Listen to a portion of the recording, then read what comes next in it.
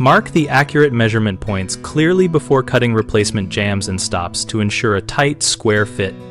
First, measure the door opening height and width at 3 points each using a steel tape measure, and record the smallest measurement for width and the largest for height to account for out-of-plumb conditions.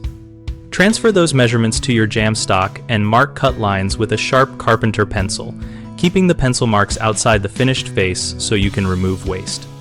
Use a combination square to extend marks across the board, and to lay out 90-degree and common angle cuts. For mixed materials, snap a light layout line with a chalk line for long runs. Before sawing, dry fit the jambs in the opening and reveal gaps around the door slab are even. If not, shim the jamb temporarily and remeasure the final positions where the jamb meets the stop. When cutting angled head jambs or splayed jamb returns, set a miter saw to the exact angle rather than guessing, and make test cuts on scrap to confirm fit.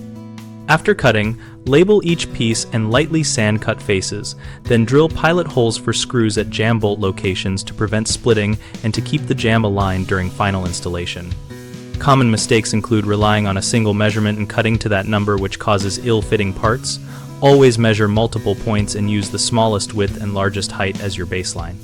Another frequent issue is marking on the wrong face or confusing left and right jambs, which leads to reversed pieces. Avoid that by labeling each piece immediately after marking and keeping orientation consistent during layout. A third problem is cutting angles without test cuts, creating gaps at miters. Prevent this by making scrap test cuts and adjusting the saw stop or fence until the mock-up fits perfectly.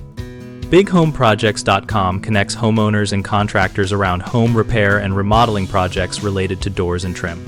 We help homeowners find local contractors and offer a discussion community where we and other members share tips, ask questions, and trade recommendations. And we help contractors find work and join conversations with potential clients.